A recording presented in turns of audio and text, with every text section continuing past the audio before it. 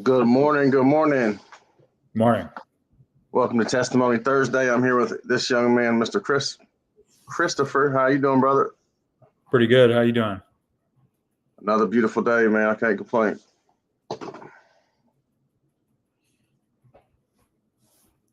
Mr. Jesse said, "What's up, Samantha?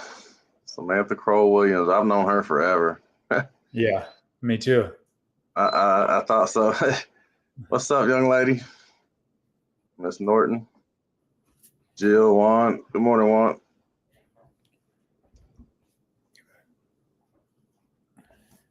Some old man's on there saying he loves us. I don't know who that is. Mr. Miller, love you, brother. So apparently you have me, Chris, and every little Gristy in the house on today. Hi. Hi, What's your name? my name's Chris. You guys are playing on it. Yeah, Love you guys, we Ethan. have plans on. Yeah. They just be quiet. can't. He said we Just can. go be quiet, all right? Mama. All right. I'm gonna go ahead and get ready to pray us in, and we're gonna let this man take the floor. Dear Heavenly Father, we just we thank you for this day, for the breath in our lungs, and the opportunity to be here with Chris and to be blessed with his story and what he's been brought through, what God has done through him and is doing through him now. Just showing proof that people can change, and we just ask that this meeting, this live be of you, Lord, that your will be done and that we serve you. And we just ask for anybody that's going through hard times right now that they know that they can depend on you and that you're there, that you're always there for us. And anyone that's sick, the unsheltered right now, the broken, the lost, we just ask that you continue to be there with them as you always are. And we just lift them up to you, Lord. We thank you for your love and your forgiveness, your grace, your mercy, and help us to love others the same way you have loved us.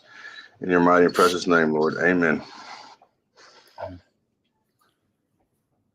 So believe it or not, this handsome young man belongs to Calvin Miller. I mean, I don't see the resemblance. He's way too handsome, but whatever. No. Yeah. I know he's got a powerful testimony, so I'm gonna shut up and I'm gonna let him do his thing. Yeah, it was actually it's been a long journey getting to meet my dad, Calvin. We didn't even think I was 33 facing at that point 10 to life in federal holding, but I'll start out when I was younger. My my perception of reality was a lot different from a lot of people's, and that really shaped the way that I grew up and dealt with things when I was pretty much my whole life. Some of my first memories were living in Evergreen Terrace. I was about 4. Some of my very earliest memories, I was about 4 years old, somewhere in there. And my dad, which was named Robert Rudolph, that's who I grew up always knowing as my father. He got out of prison, and I met him around that time. And, life was so much drastically different from my life was so much drastically different than other kids. I didn't even realize it for a long time, but the just growing up in such a crazy area, and some of my first memories being like people getting shot out in front of my house, and I didn't understand what was going on. But my dad, he, like, I remember just laying on the ground and my dad being like, "Did you hear that?" And I'm like, "Yeah." And he's like, "Well, they probably deserved it." And I didn't know what to think about that at the time, but you know, my my view on the world was shaped around like drugs, and not that not that my parents ever tried to do the wrong things. They were just involved in a lot of the wrong things.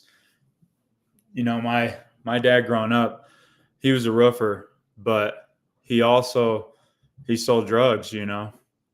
Drugs were drugs and a criminal lifestyle was part of my upbringing, and that really shaped me um, into the person I became as an adult. uh, I had an extreme, almost hatred for law enforcement and authority because um, another one of my earliest memories was just the police. They raided our house, and one of the first things they took were my Christmas presents because they said that they were stolen. Even though they weren't, my parents couldn't provide receipts for them, and they took them. And that kind of shaped just a real disliking and hatred for authority because I just thought that it was all bad, like they're coming to take things from me. I didn't understand the reasoning why, or I didn't even care to, and I never really did. Um, Getting older, my brother started coming into the picture. I was 5 when my brother James was born, and he he was he was actually my dad's first son, and I didn't know at the time that he knew that because I didn't. I didn't even know I wasn't his son until, like I said, I was about 33, and my mom told me. Actually, my daughter brought it out, but I'll get to that a little bit later. Um, and now that I look back, I could tell that my brothers um, were loved a little more than me, just because even though my dad tried not to take things out on me or to let me know that I wasn't his, I could feel it. It was a different type of love for me, uh, and I always contributed it to maybe he's being harder on me because I'm the oldest. He dealt with drug addiction and mental illness for years, which led to his suicide. But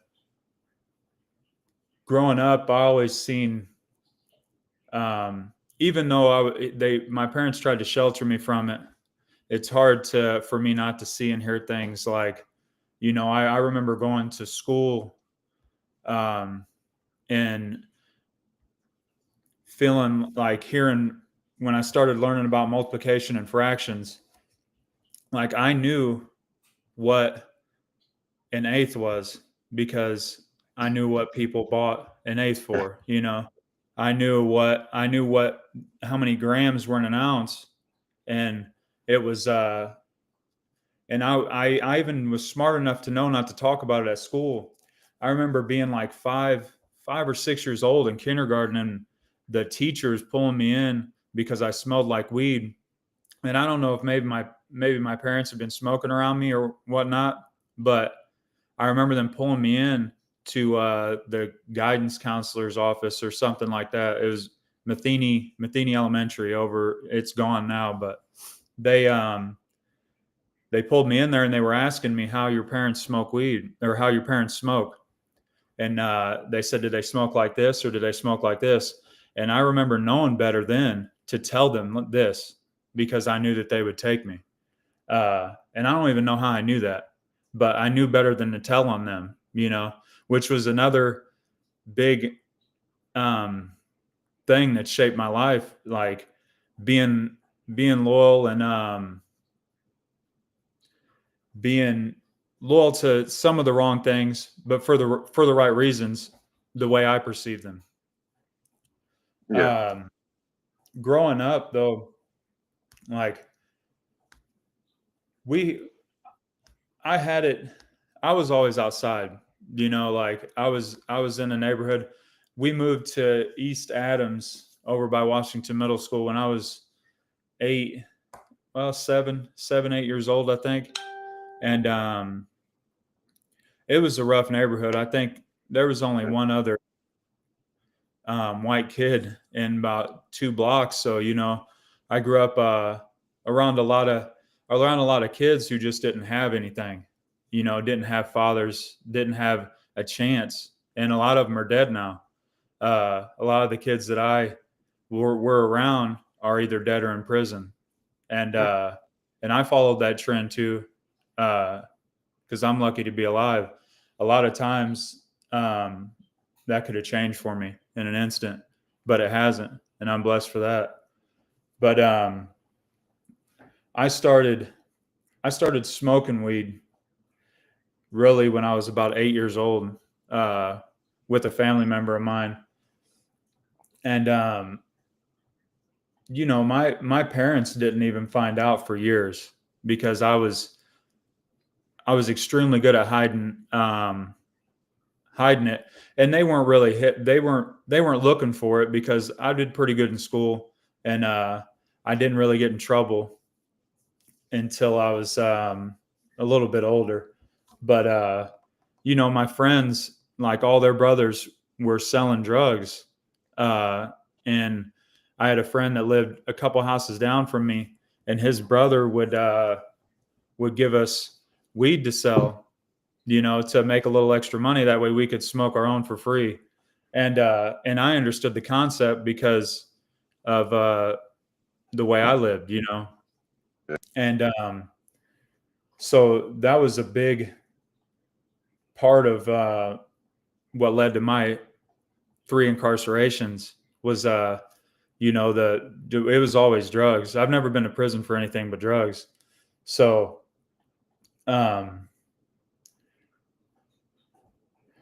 growing up in that type of lifestyle, I didn't care much for what people like thought or perceived me as because I always thought they were wrong. That's why I said, like, your perception means a lot when it comes to the way you live your life.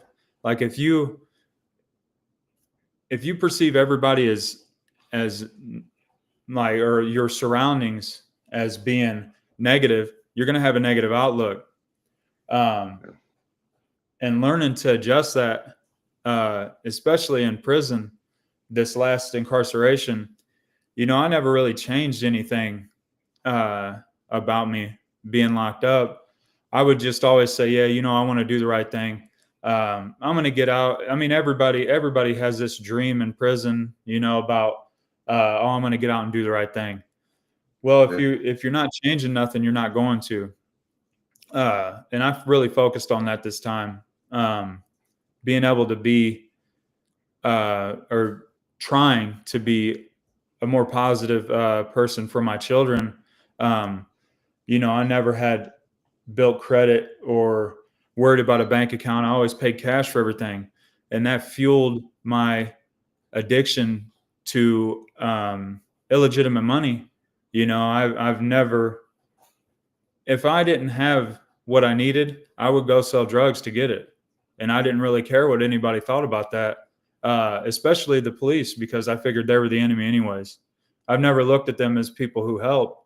And I know that's different now, and I even have friends in law enforcement, but I just always figured they were against me.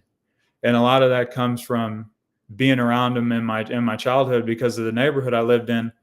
The police didn't come around unless they were doing something wrong, or unless we were doing something wrong.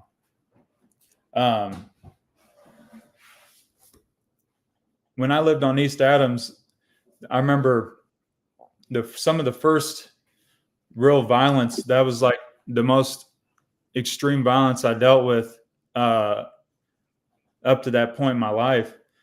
Fighting all my way home from school, growing up in a neighborhood where it's a lot of Section 8 and public housing. There's not you got to fight your way out, and it was pretty rough, but I appreciate it now because it made me a stronger person. But after about the age of 8, 9 years old, but no, I was probably about 10 or 11, I think. I was in Washington Middle School. I just started 7th grade, and I got caught selling weed at school. And that was one of my first like real times getting in trouble with the law. And my parents had no idea. And when I got caught, my dad was like, "Where'd you get the weed?" And I was like, "I found it." And he's like, "Well, you found it where?" And I was like, "I found it in a ditch," and he hit me, beat me a little bit for it. But at the end, he was like, "Well, at least you're not a snitch," and I always held that in high, I thought that was awesome, that my dad didn't think I was a rat, and it's just crazy, like I said, my perception on things. And not that I don't want to ever be involved in a situation where someone needs to tell me, because I don't agree with it. I don't agree with people not taking their weight on things. But I just don't want to be involved in a situation where I have to go through that again. I could care less what someone else does. I understand that. I understand what happens, and it's happening more every day. And people, you can't really expect anyone to have your best interest in mind when they are facing potential years away from their family too. It's not a, you can't expect that. But I did, and I wasted years of my life worrying about it, and I'm thankful today that I don't have to, and I'm making a better choice. But my life really turned a lot harsher around that time. Because my parents would use cocaine periodically, and I knew about it. And they would go to the bars. My dad would always get extremely violent when he was drinking. So, my family life struggled, and my mom, she went through a lot growing up, or for me growing up, and once my dad started using meth, I think I was about 11, 12 years old. I really seen my life change drastically. Back then everyone made it on their own. And the way that within just a year or two's time, everything started falling apart. He caught a case, and he had 2 prior charges for robbery. So at that point in time in Illinois, they had a habitual offender law, and he was facing it. And he was probably going to do a long time, and everything started piling up for him. and us as a family. We were still living on East Adams, and he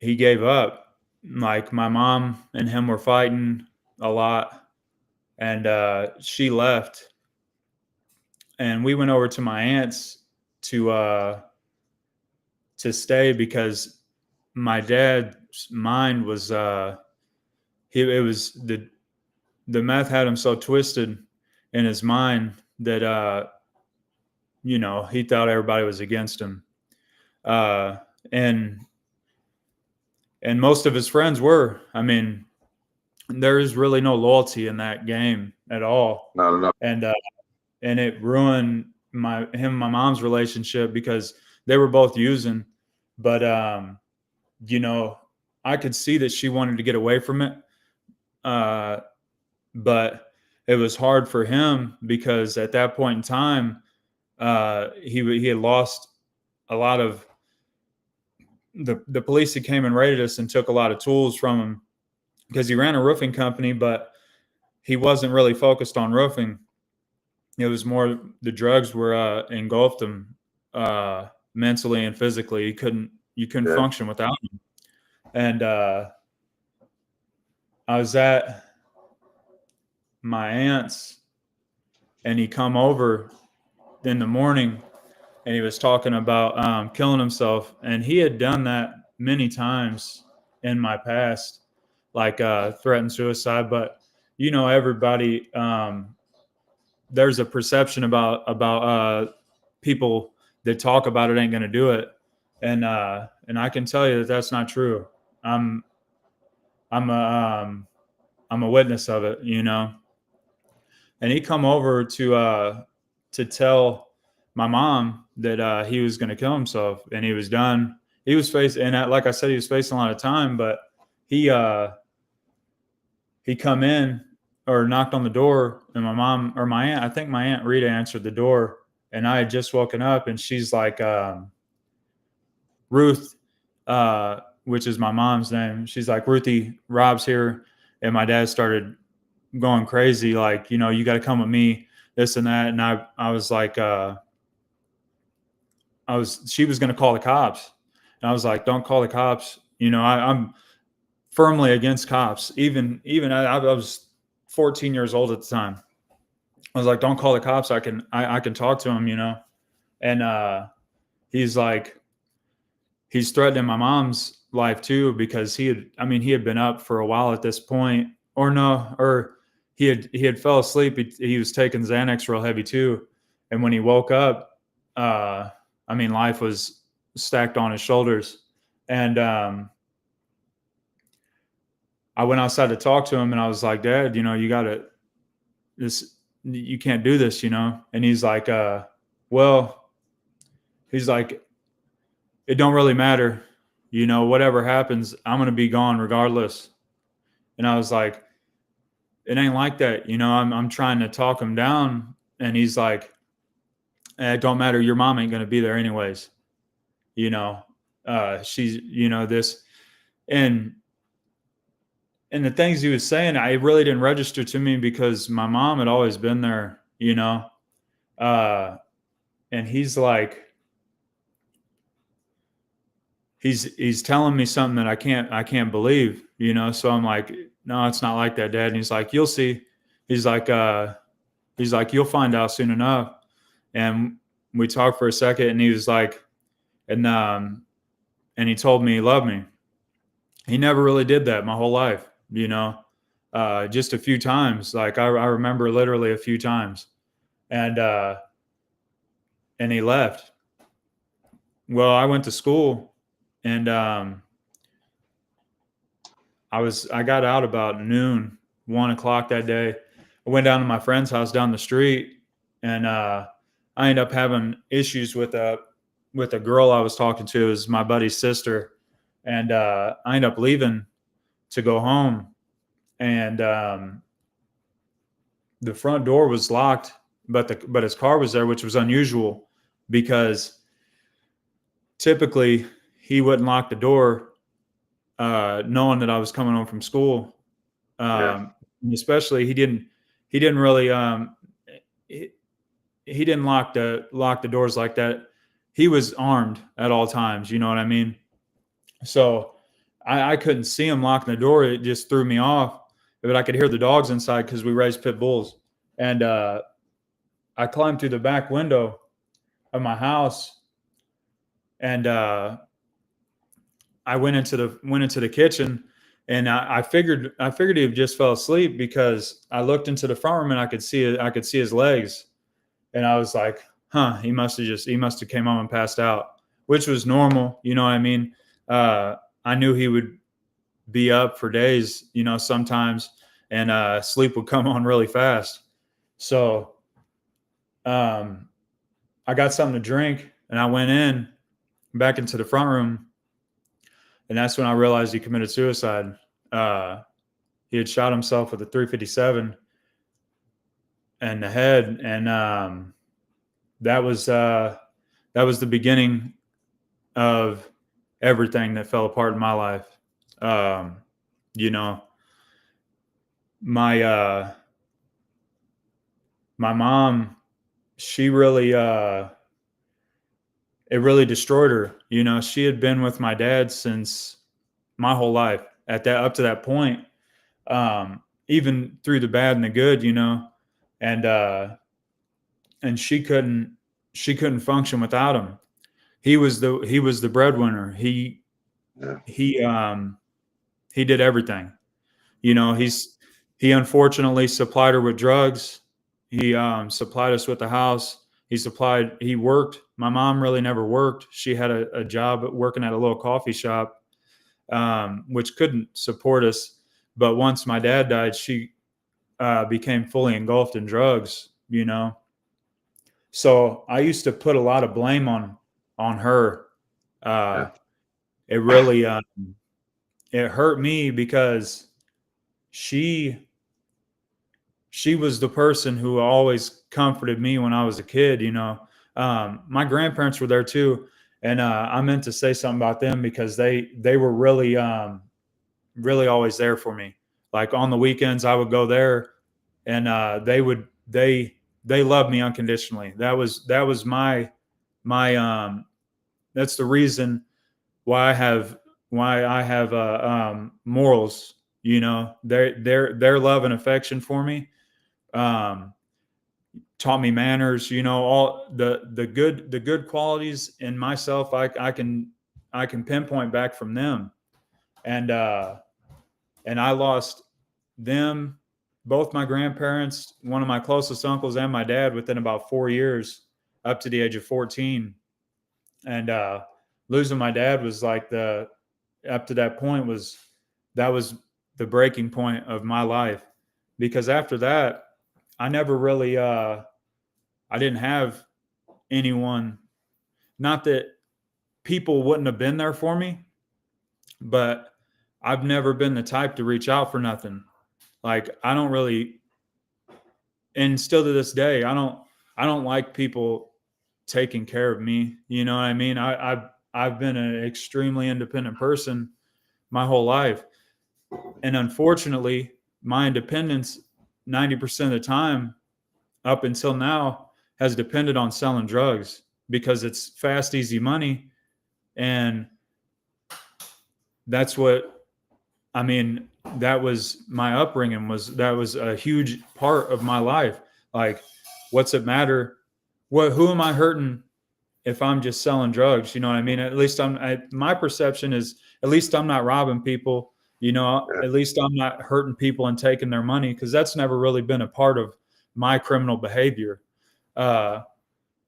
Feeding people's addiction has, though. And I never understood or cared much about that until I got older, you know. But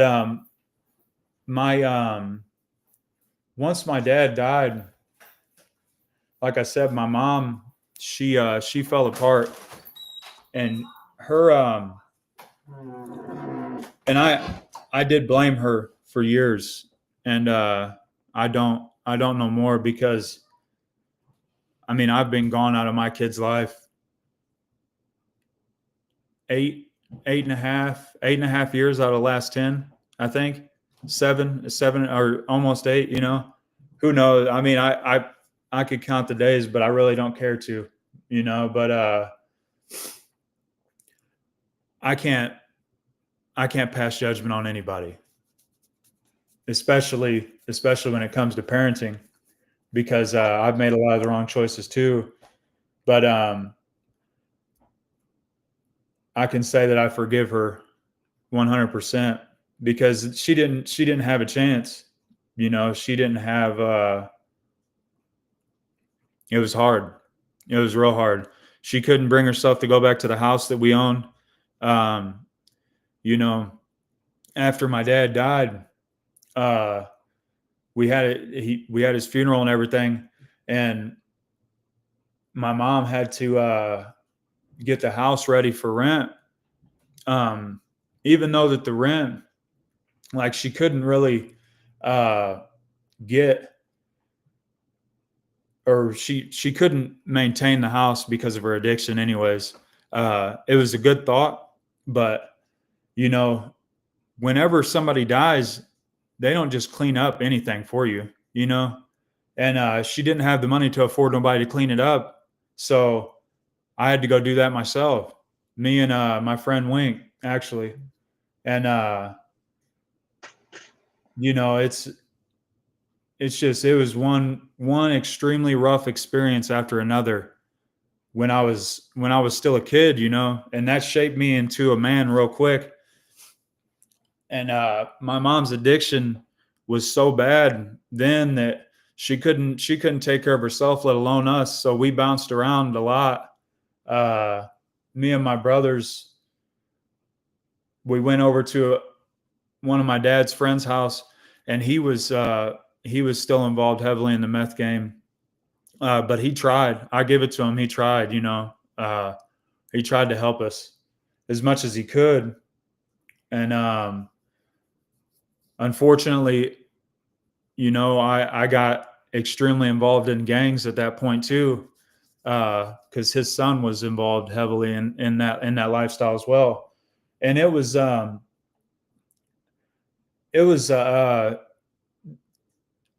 it seemed like a real tight knit family, at that point in my life, because I didn't really have anybody reaching out to me. Yeah. Besides them.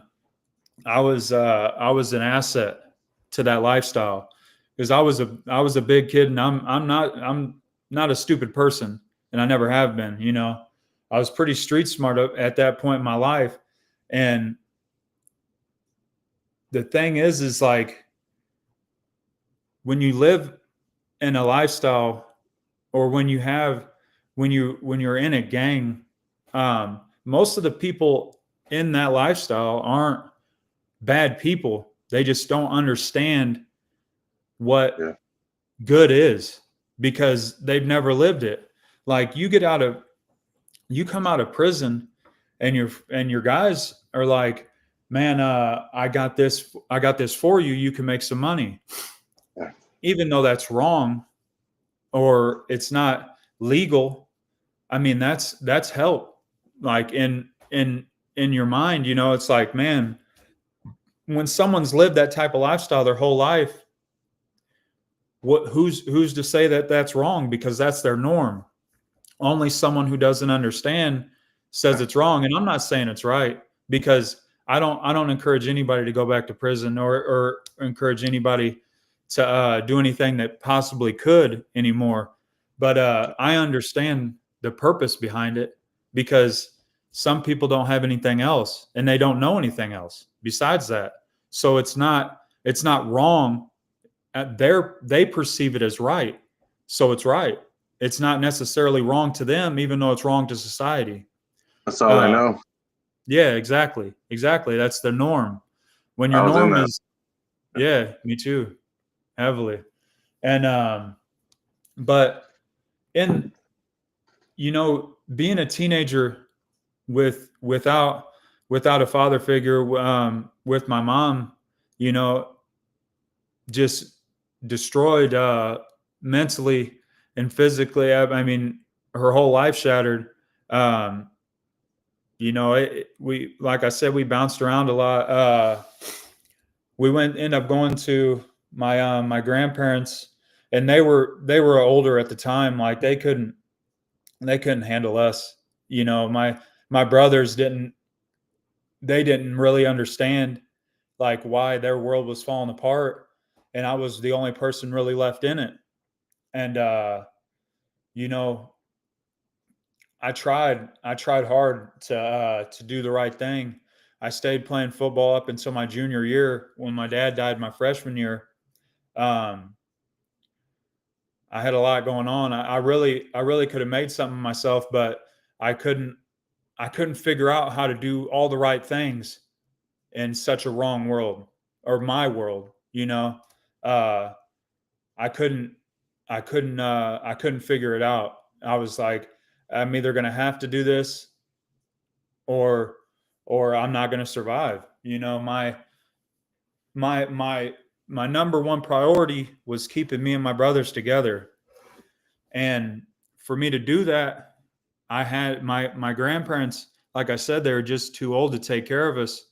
Um, and I don't blame them. Like, it is what it is, the old saying. But they my grandparents sat me down and was like, we can't keep you guys anymore. We're gonna have to give you guys a DCFS. And I was like, no, don't do that. At this point, we hadn't lived with my mom for about a year. And I was like, you know what? I talked to my mom a few times, but my brothers hadn't seen her in a while. I was like, just take us back to my mom. And at first they're like, no, no. I'm like, what does it matter? You're about to give us away anyways. Like, what's the point in worrying about what happens to us now? Uh, and they did. My grandpa gladly gave us back after that. Um, and my mom was still in full blown addiction, but she had a house and she was working at a bar at the time. Um, so we were there, and it didn't really get much easier. I was living a lifestyle where all the wrong things were the norm to me. So um, I was getting really heavily involved in selling drugs at that point. Um, and my brothers were right there with me. And luckily, I'll say this to this day, neither one of my brothers have ever been arrested for any for a felony.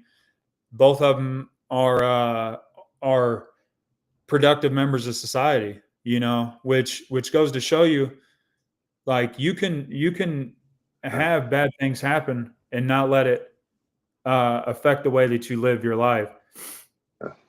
And I tell my brother James, my brother Rob, he's a real good kid. He started his own family recently, and he doesn't have any kids of his own, but he takes care of his girls' kids, and I commend him for that. But I tell my brother James all the time, I'm like, man, I wish I could have grew up, or I wish I could grow up to be like you one day, because he's a solid dude, man. He takes care of his kids, he takes care of his family, and he always has. Like, he's my little brother, but I look up to his morals and the way he lives his life as somebody. He's a great dude, and I don't know how. Like, he could have made all the wrong choices right along with me, and to be honest, I didn't make it easy, because when I was younger, I would gladly would have handed him drugs to sell, and I'm not saying that I ever didn't, but he made a choice to not to see me going through what I was going through with jail, in and out of jail, coming home beat up from getting in fights with different people or bars or whatever. At younger, it was gang issues mostly, but he chose not to do that because he's seen what I was going through, and I commend him a lot for that. But 1 second. But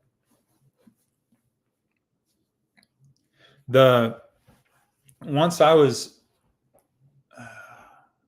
about 18, I got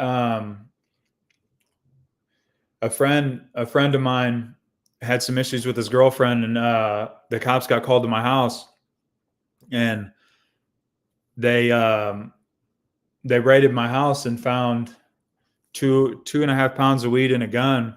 Luckily, the gun didn't have my fingerprints on it, and it was in between a wall that was leading to another apartment. So I got it dropped. That was the only gun charge I've ever had on my record, but I got it dropped, and I ended up going to prison boot camp for I took 4 years and did 8 months on it. But at that point, it was only a week or two after I got arrested initially. I found out my girl at that time, my daughter's mother, was pregnant. So, my life, I wanted my life to change for my kids, or for my daughter at that point, but I didn't really understand how it should. I'm thinking in my head, that I'm going to do all the right things and, make all these good decisions. But I was facing prison time before she was even born. And I was selling drugs pretty heavily. They took the drugs from me, and within a day I had more, you know what I mean? Because I couldn't stop then, now I owe money now, it's a vicious cycle. And I went about, I think I fought the case for about 18 months, and then ended up taking my time, and my daughter's mom was only like 16 or 7. No, I was 18, so she was 17 years old, and she was trying. At this point, my brothers live with me. They came to live with me, and I was taking care of them at the point for about a year, and I kind of just left her with everything, and I've never really thanked her enough for that, but she took on a lot of responsibilities when I went to prison, and I didn't even, like, I was just like, here, this is this, luckily the guy I worked for, we lived in his house, and I had paid up some on the rent, but I just let her run the bills up, until I could get out and help take care of them. And he was a good enough dude to let her stay. And they had issues. My brothers ended up moving out, and she was young. Like, it's not like she needed help, so she went. She ended up moving to an upstairs apartment, and she kept it all together while I was gone.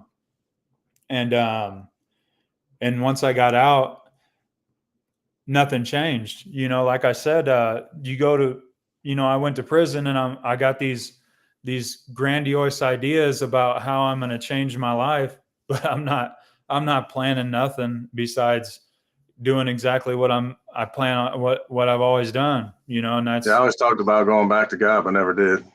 yeah. I said I would when I got out, but I went right back to the streets. Yeah, absolutely. Like, I'd get out and be like, well, I've got bills to pay, and I've got mouths to feed now. So what's the easiest way to remedy that? Is fast money, so I got right back into the drugs. Back then I was messing around with coke a lot. The meth had pretty much completely died out at this point. It was before the ice really hit hard, and I not that I was living perfect, but I stayed out of trouble for a long time, about 7 years. And you know, a lot of my daughter's good memories of us together are shaped by those years, you know. Um, and I was I was trying. Like I've always kept a job. I've always worked, uh, and I knew about at the age of about 17 years old that I needed to learn something and the big reason was because I figured that if I was doing something productive, the police wouldn't mess with me. Like that was my mindset. Like, okay, maybe if I learn a trade, like luckily a good friend of mine's dad owned a plumbing, heating, and air company, and I still work for him today. I work for his son now, but luckily they gave me a shot, and all I did was dig ditches and carry furnace and water heaters, and now I can pretty much do anything on a job I'm put on. Uh, but my whole thought process behind learning that was just I'll learn this stuff and do this, that way I can make illegitimate money and the police won't mess with me. Like I I don't understand until this, like now, like why my thought process was like that, but that was the lifestyle I lived. Um so I always held a job or had the opportunity to have a job because I knew, like I knew what was going on. I had plenty of work experience, but I always sold drugs. Like I was always involved in something. Always had something going on, or some kind of negative or criminal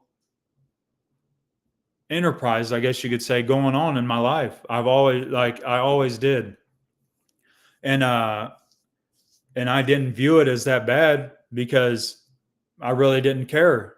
I didn't care what it was like a cat and mouse game with the police. Like I try not to let them find out, or I try to move a certain way, and I spent so much time and energy on trying not to get caught that if I would have just applied myself in a positive way, I would have, who knows how good my life would be right now.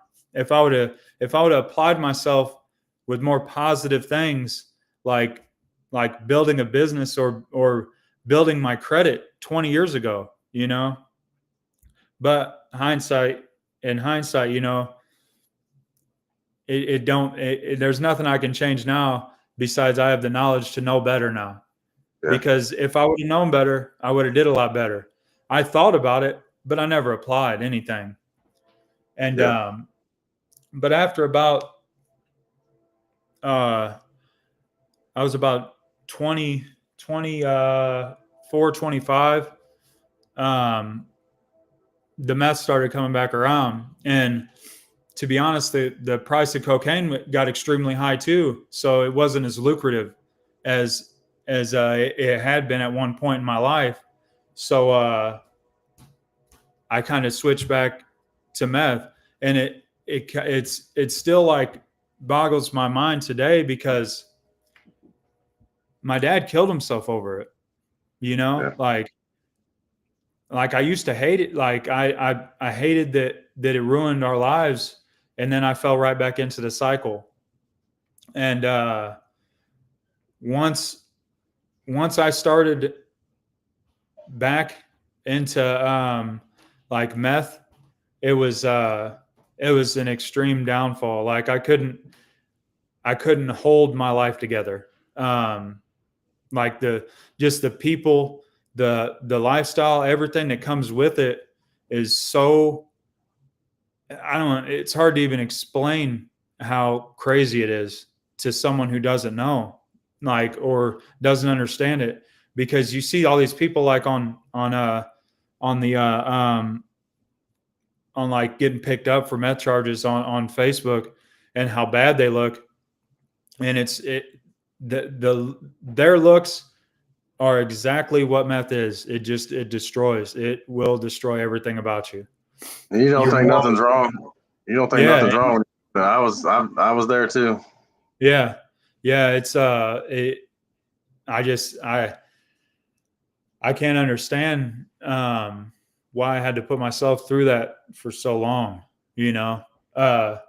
because I tried to be a good person in that lifestyle, and it's really, really impossible to, because people are going to do you wrong.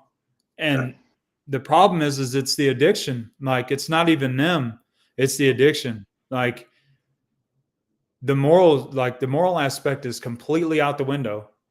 Whenever you're dealing, and heroin and fentanyl is bad too. I can't say it's not. I've never personally had that addiction though. You know what I mean?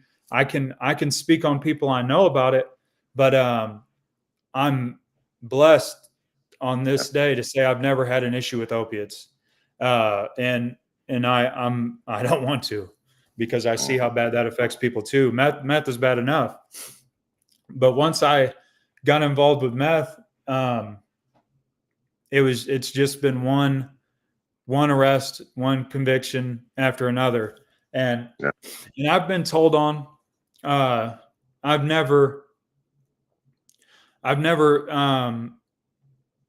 told on anybody. I've always had this false like false love for the streets, and I never want to hurt nobody. If I'm getting locked up, I don't want to hurt nobody. I could care less. And I don't really like helping the police. I don't want to do their job for them. But to say I don't understand why people do it is different, like, if you're a woman and the police know, I mean, it's their agenda to make sure that they get the information out of you. So what's the easiest way to do that? Is to take a woman and say, we're going to take your kids. And I understand that. I do. I get it.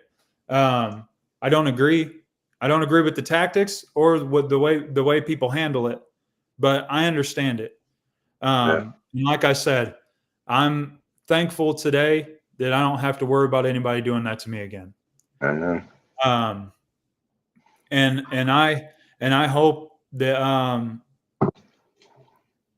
the people who have done that to me are living their best life, because they got that second opportunity off my back, off my off my decisions, because it was always my decision to do wrong. I'm not saying anybody else. I put myself in a situation to go to prison, or to be in the wrong place at the wrong time with the wrong people, to make that. So I take my accountability now. I don't let my mind wander into the things I could possibly do to hurt people anymore, because that's what I did for years. I wanted nothing more than to hurt people for hurting me. I didn't care what anyone thought. I could, if someone didn't like me, well, show me why, and it's just the living in in a criminal addictive lifestyle. You have to do that. You have to show people that you're not weak, or people take advantage of you. And I don't like being taken advantage of. And if you're living a lifestyle where you're selling drugs, or in a gang, or in just criminal behavior in general, if people know they can take advantage of you, you're going to get hurt a lot, And throughout, like, I've been to prison 3 times. My second, like I said, I did boot camp. My first prison sentence. My second one was I went to Mount Sterling, Illinois, and that's up to this last sentence. That was the worst prison I had ever been to. It was rough. Like, you're locked down 21 to 23 hours a day. I mean, luckily you get a TV in your room, but it was extremely violent. The guards, they don't treat you very good. Like, I was sitting in segregation, and the lights didn't work. Like, you couldn't even read a book for a month, and it's just the things that I put myself through. Back in 2000, this was in 2015, I went to prison. Like, I went through all that and then got right back out in 2018 and put myself right back in prison in 2000, or in at the end of 18, or the end of 19, the middle of 19. I just can't believe that I allowed myself to forget living in darkness and not being able to read a book, or getting treated like dirt. You know what I mean? Um, and I don't understand it. I really don't. I just allowed myself to fall back into the cycle of addiction and making illegitimate money. And I just, you know, I always tell people, like, I get out and I really want to do good, and and and then, like, I like to get cheap things. You know what I mean? Like, I know people are gonna steal this, or oh, this guy has tools for sale. So I look, and I would look in those directions. And the problem is, excuse me, that um, I would take, I would want these things for cheap, and then a lot of people don't want money; they want drugs. You know what I mean? So my first thought is, well, I'll try to get them some money, see if they'll take the money. No, it's never the money they want, because they're trying to get high. And then I end up buying drugs to buy whatever, or trade or barter, whatever you want to call it. And then before long, I'm stuck in addiction and prison again. It's that quick and easy. It's it's so hard to make good decisions, but it's so easy to make all the wrong ones. It's crazy. It doesn't. It blows my mind.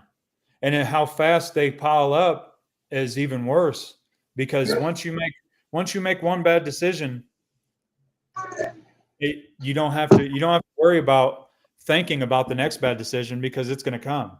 It's going to start happening without thinking about it. But to constantly think and do the right thing is 10 times harder. It's, Yeah. like, I have to train my mind every day, um, just to tell myself, man, I got to make it. I have to. There, after, I was sitting this last time. I made some promises, like, to my daughter, and I even remember telling her, she's like, "Promise me you're not going to go back to prison, Dad." And I told her, "I promise I'll try." And she didn't hear that. She didn't hear "I'll try." I was giving myself an out, because I knew that I had made so many bad decisions in my life, that at that point in time, I'm thinking, well, if I end up going back to prison, I can just say that I tried, Yeah. when in reality, I wasn't really trying. And she didn't hear I'll try, and I've never explained this to her, but that was a way for me to, like, cheat myself out of saying that I promised her something that I couldn't give, because I could have easily stayed out of prison. It's not hard, but I made a promise I couldn't keep, or that I didn't want to keep. I wanted to, but I couldn't. But I just allowed myself not to. And she don't remember that, because I promised her I'd stay out, and that hurt me every day, man. You know, my son barely even know like my son barely knows me. He was 5, 6 years old when I went to prison. He might have a small memory here and there, but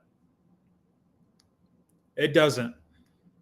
I just don't know how to make up for it. Besides being there, and he lives in Tennessee now, and it's hard.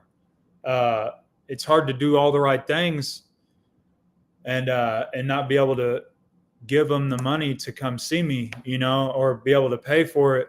But I just keep in mind that that I'll be gone forever next time, because you know, sitting in the county building on this prison sentence, at one point in time, I was my charges carried 30 years to life. I was a career offender at one point, or under the statute of career offender, and by federal guidelines. And what that means is that I've had three drug charges in my life.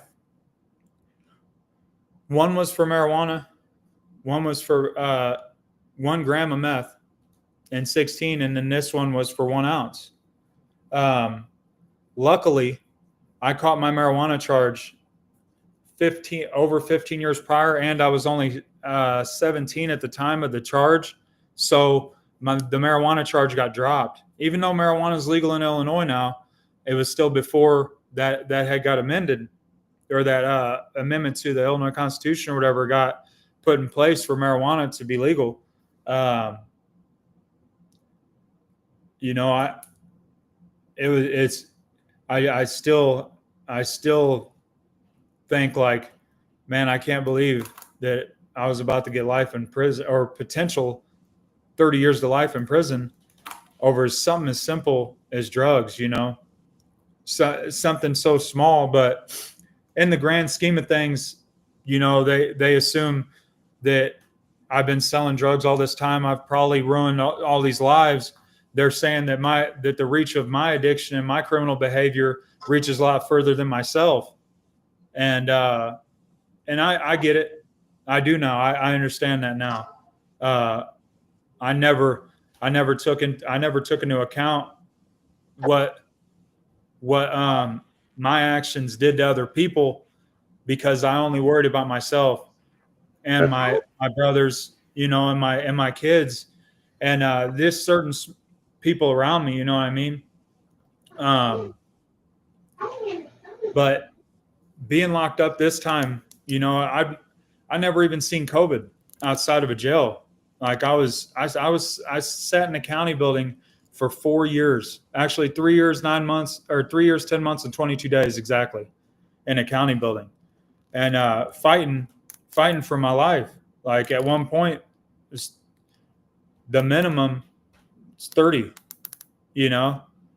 That's a hard pill to swallow whenever you know you haven't really been in your children's life much, and they'll only see you behind glass, or if they fly across or drive all the way across America to come see you. And my daughter did try to drive, or my dad, Calvin, you know, he brought my daughter to see me, and they turned her around because we were locked down. Like, because who knows what it, you know, I'll get to that in a second, but you know, sitting in that county building, facing all that time, it went from 30, and then I got the career offender dropped. It dropped down to 10 to life. And I sat at 10 years for almost 2.5 years, all the way through COVID. Nothing happened. Like we couldn't even go to court. And I'm sitting in a county building and I'm like asking my lawyer, I'm like, what is going on? You know, like, I'm ready to go. She's like, no, you're not. She's like, the judge you have right now will gladly give you 17 years because he's not going to give you the low end. And I was like, she said, he's about to retire though. And when he did, things started changing for me. You know, I met my dad around this point when I was fighting that. And that's, and my life really started changing in a better direction, just because, you know, I always have support from like Samantha Williams. She's always been there for me. Every time I go to prison, she's always there. Great person. I love her to death. My brothers, you know, my daughter, my mom, you know, she's always there. Even my kids' moms, you know, like I still have good relationships with both of them, thankfully. even though I don't deserve it, they could gladly hate my guts for not being there for my kids, but I appreciate that they don't, because that they have some kind of understanding of the hardships in the life that I've had to live, or that I've chose to live, I should say. But once my time started going, once I started fighting my case, I found a case law that would allow me to get under it's called 851 enhancement, which is 10 to life since I've had a prior for a drug offense.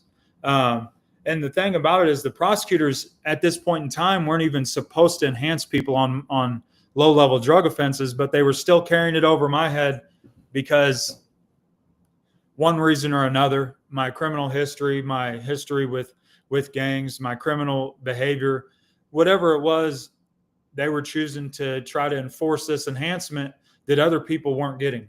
So I had to fight to get that enhancement off, and it did pay off. I mean, at the end, the prosecutor came up to the table and was like, "Look, if you take 8," and I could have potentially got 6 if I would have fought the enhancement with it was called USA versus Nathan Ruth out of the 7th Circuit, 2022, but the judge would have probably granted it, but I was just scared to fight it because I've seen so many people in the federal system get slammed, like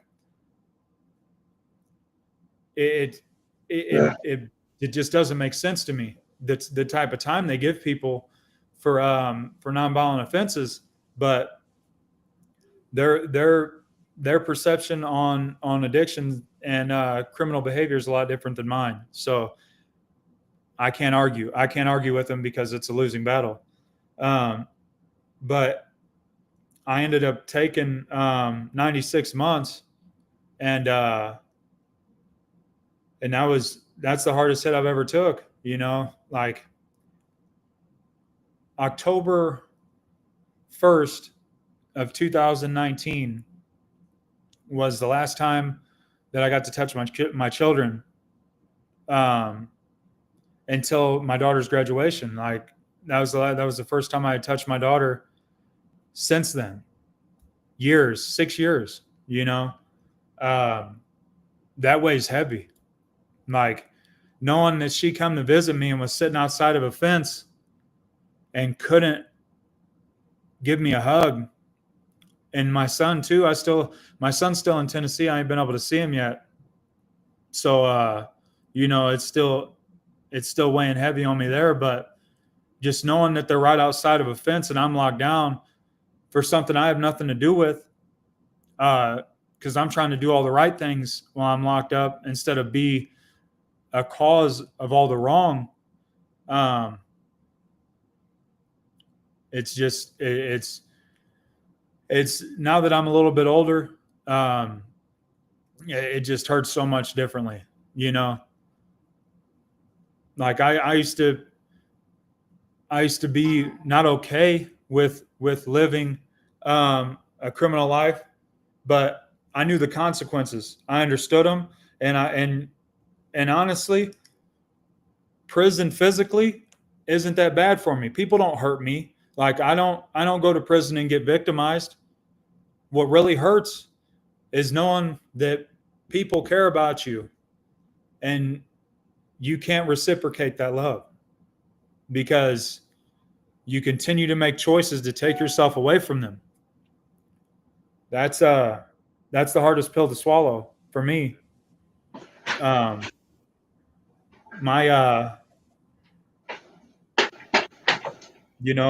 daughter's a good, strong woman, man, and I'm glad that she's in my life still, because she could easily not be.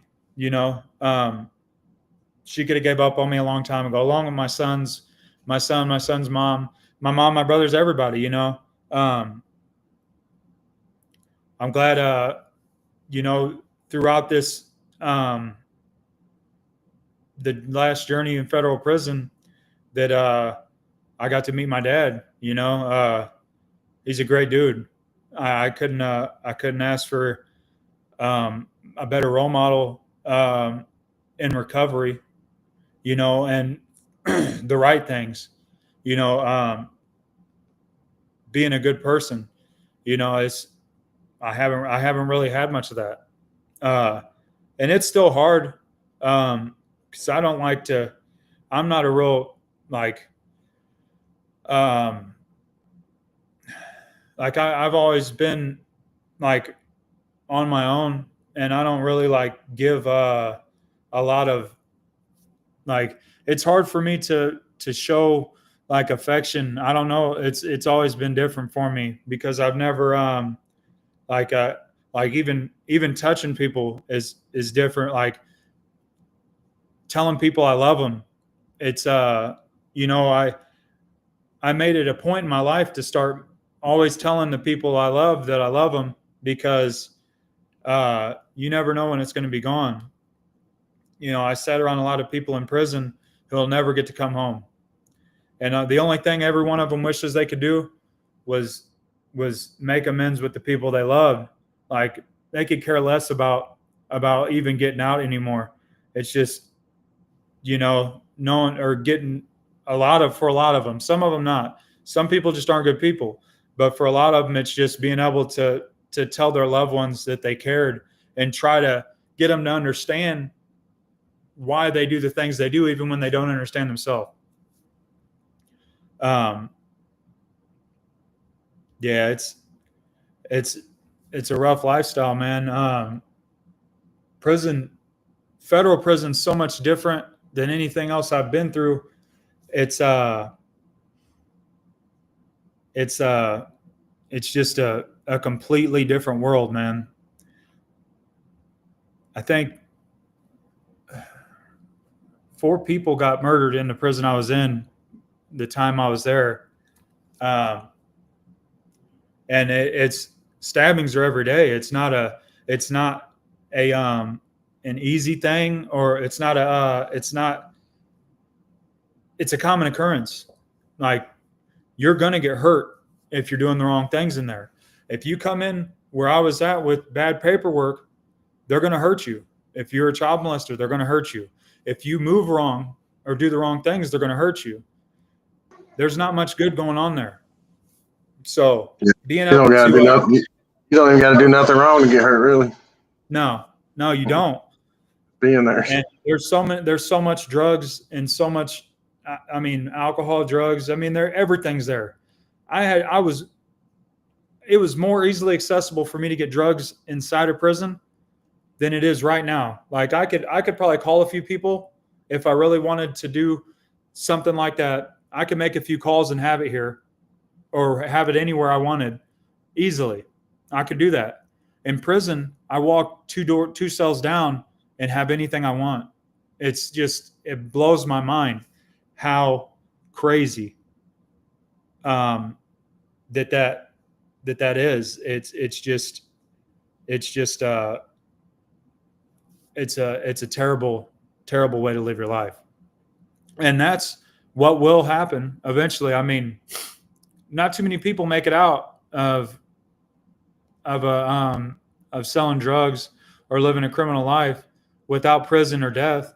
I mean, I maybe know 1 or 2 people who have made it, So I mean that statistic is, and who knows what they had to do to make it, you know? Um, but I'm just blessed that I don't have to live that way no more because um, I could go on and on about the things that happened in federal prison or the things that I saw. Like, I mean, people are getting raped. You know what I mean?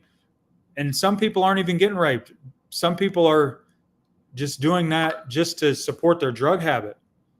Like, it's terrible, man.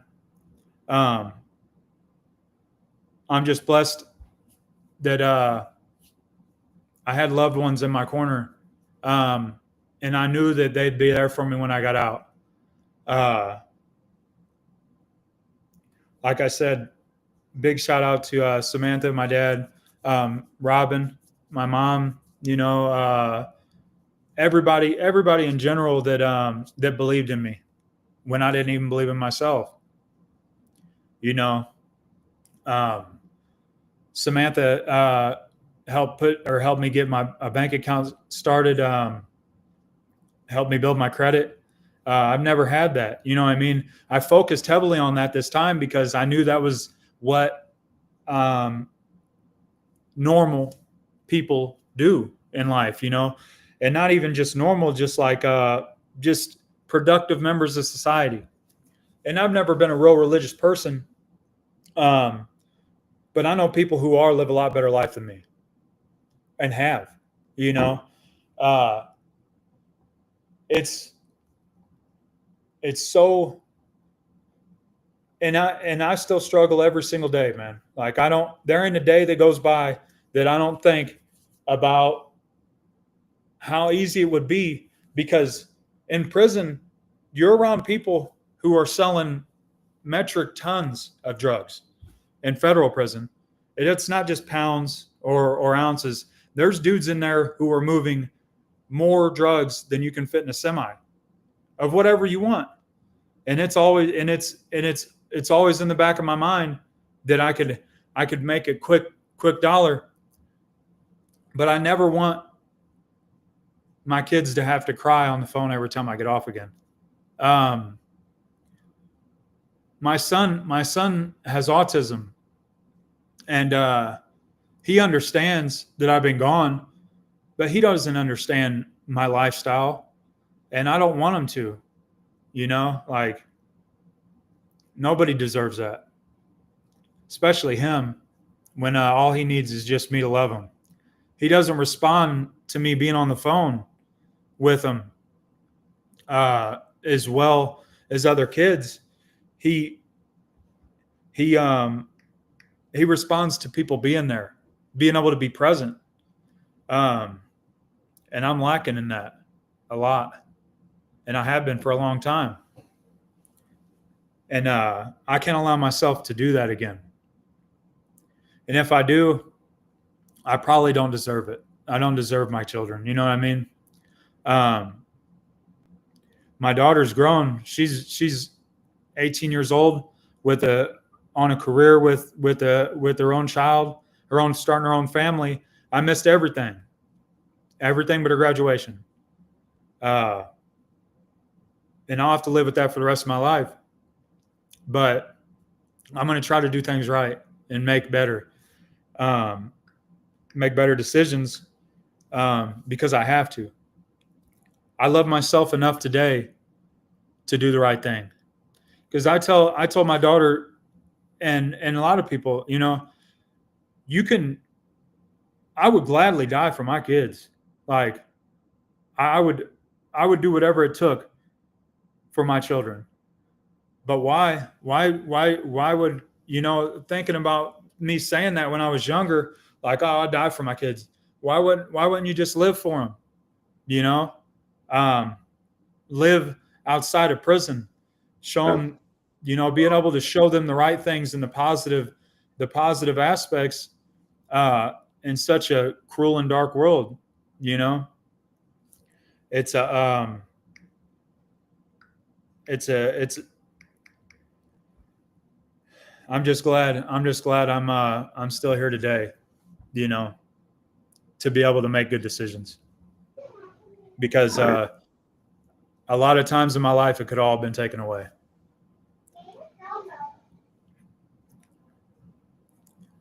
You know, my kids deserve a lot better, man. And I'm just starting on this journey back from prison. You know, I'm still on an ankle monitor. I'm not fully free yet, and I won't be for years from BOP custody or the Department of or probation is what they call it. But um, I'm trying. I don't want to give them no problems, and I don't want to have to go back, especially for something as simple as selling dope, man. Like I'd rather work hard all day long and come home and be tired than sit in a prison cell on a yoga mat thinking about man, I wonder if I'll get back out again.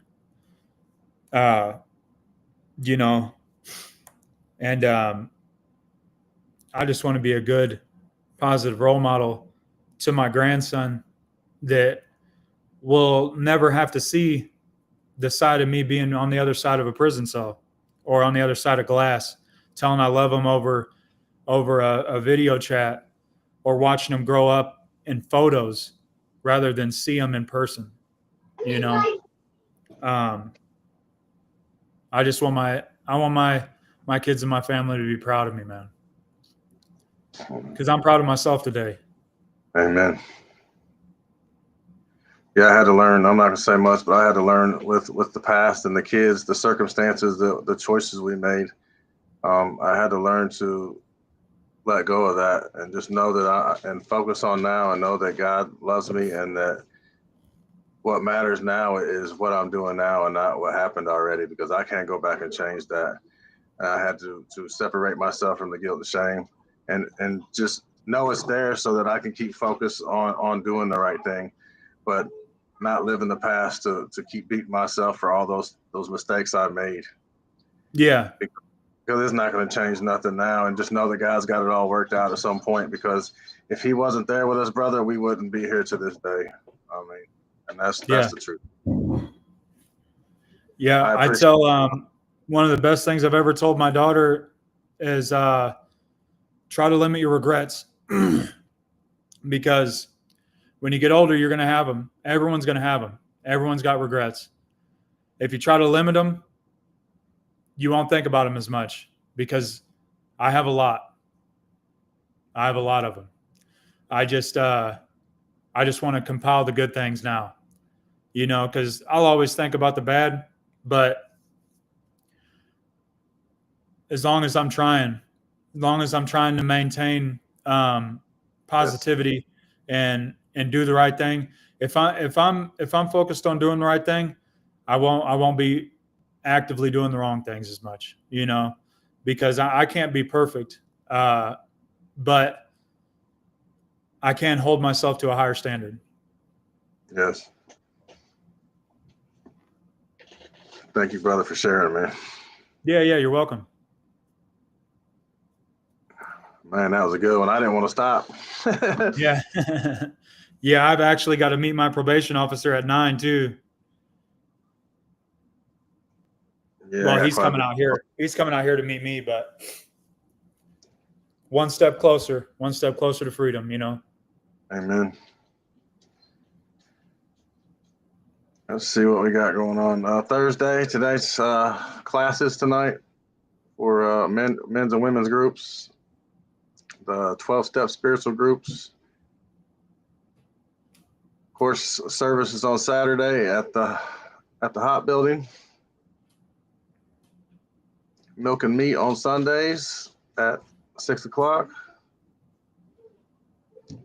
Bible study at 5 on Sundays, and of course,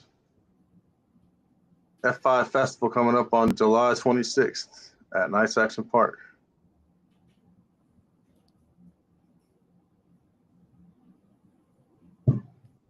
It's been a good one, y'all. I know you got your probation officer coming out there, and I got a bunch of little kids to chase after at this point. Yeah. Take care, man. Yeah, we appreciate y'all staying on with us. We love y'all. Until the next time, do the two. Love God and love others. Thank you.